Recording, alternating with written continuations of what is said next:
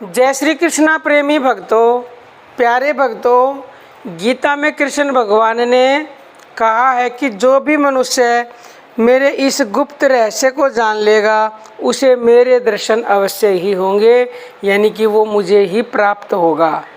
भगवान श्री कृष्ण ने गीता के अध्याय 4 में कहा है। ये भगवान कहते हैं अर्जुन से कि मैंने इस अविनाशी योग को पहले सूर्य से कहा था।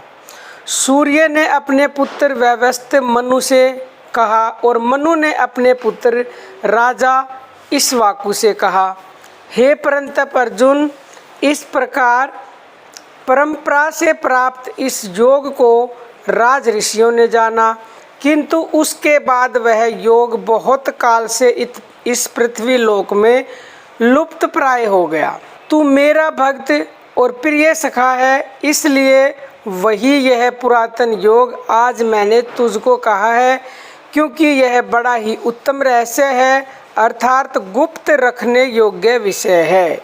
श्री अर्जुन कहते हैं, आपका जन्म तो अर्वाचीन अभी हाल का है और सूर्य का जन्म बहुत पुराना है, अर्थात कल्प के आदि में हो चुका था। तब मैं इस बात को कैसे समझूं कि आप ही ने कल्प के आदि में सूर्य से यह योग कहा था। भगवान बोले, हे अर्जुन, हे परंतप, मेरे और तेरे बहुत से जन्म हो चुके हैं, उन सब को तू नहीं जानता, किंतु मैं जानता हूँ। मैं अजन्मा और अविनाशी स्वरूप होते हुए भी तथा समस्त प्राणियों का ईश्वर होते हुए भी अपनी प्रकृति को अधीन करके अपनी योग माया से प्रकट होता हूँ।